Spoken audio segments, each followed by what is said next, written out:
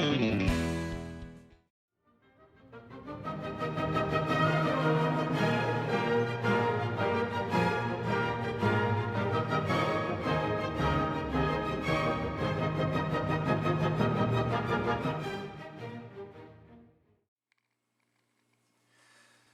guys, while I was doing this framing video, I wanted to show you a couple other little things that really aren't, the main body of the framing project that you're going to be doing, like walls and soffits, but things like entertainment walls. Now, we do a lot of entertainment walls, and I do have a video that shows you how to finish an entertainment wall to do the built-in cabinets. Alright, because I do put built-in cabinets into these walls, into these framed walls, but what I've never showed you is how I cut the penetrations into this type of a wall to receive the custom wooden build-ins that I'm going to put in later. So what I'm going to do here today is show you how I fashion just a 2x4 wall that I stood up here. You're going to see that I have a 2x4 wall in the back. And the reason I did that is we're going to insulate that wall because this is a cold wall here. This is an exterior wall. So we built a wall in the back to insulate, and also to help hold the structure that's ultimately going to be holding these built-in wooden cabinets later in the project, actually after the drywall goes in. But for now, during the framing stage, what we have to do is we have to modify this wall to receive the wooden cabinets after drywall. So what I've done is I've laid this out for a stereo rack, plasma television set in the middle, I think a 55-inch, and a 30-inch bookcase at the end where they can either put books or they can put DVDs or whatever they want in there. And for now, all we're going to do is we're going to cut a 30-inch by 48-inch hole in this wall and put a header in there at the top and header it off at the bottom, and just leave a 30-inch by 48-inch hole in the wall where the drywallers will just cut that piece of drywall out.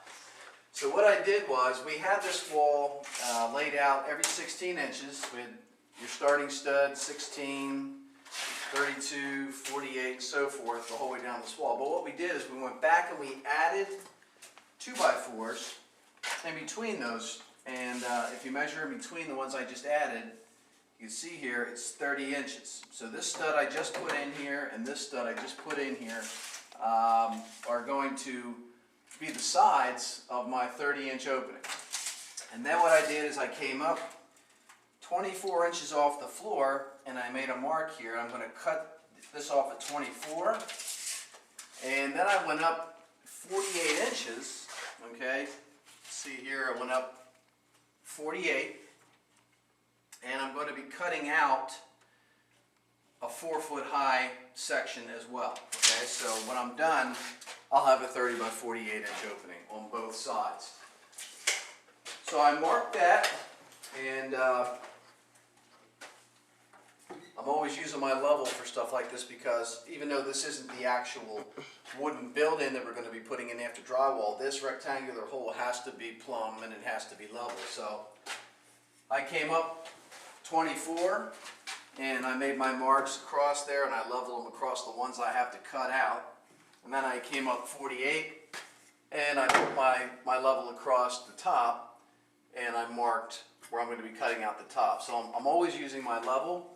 And when I put in my 2 studs on the side to make the 30, I made sure that when I put my studs in, we were exactly plumb. So when we cut it out, we would be finished essentially. So I plumbed that side of that one, and this side of this one, they're good. So now I'm ready to take my circular saw, which is what I use. And sometimes I'll use a Sawzall, but for today, I'm going to show you how to use a circ saw. We plugged it in. All right, it's ready to go. I should have my safety glasses in here. You know, as long as they're safety approved, these are actually safety glasses for outside wear, but they are approved. Always wear your eye protection and your hearing protection. All right. So taking my circular saw, I'm going to cut out the 2x4s in between the 30-inch 2x.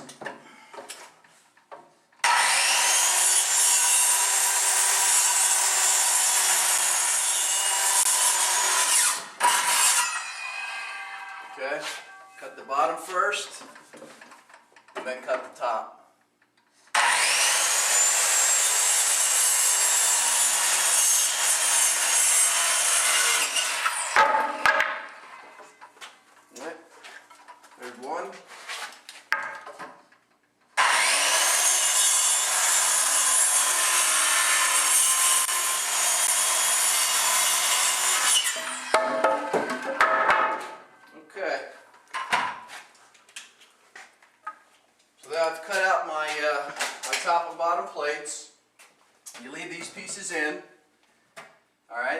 In between here, we got 30 inches. All right, I always make mine 30 for rough in, for my rough framing. And you're going to see this is bigger than 48. It's going to be 51 inches. The reason it's 3 inches bigger is because I went up 1.5 inches and down 1.5 inches more, so that when I put my 2x4 on here, which is 1.5 inches thick, and nail it to the top and the bottom, what I'll have left will be 48. All right? So what you do then is you cut 2 blocks of wood, 30 inches. I'm using my chop box for this. I actually do all of my framing with this little miter chop box. Got 2 30-inch pieces.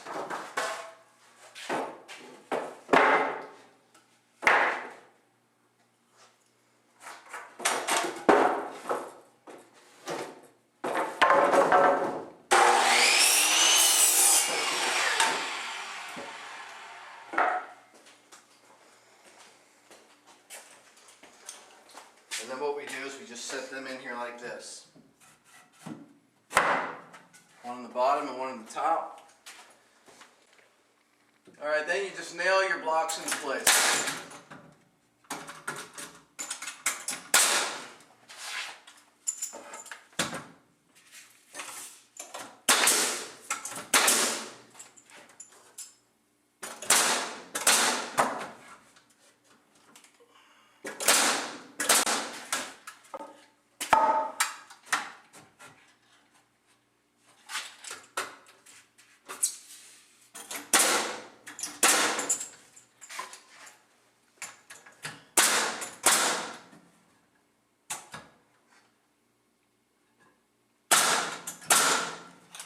And that's it.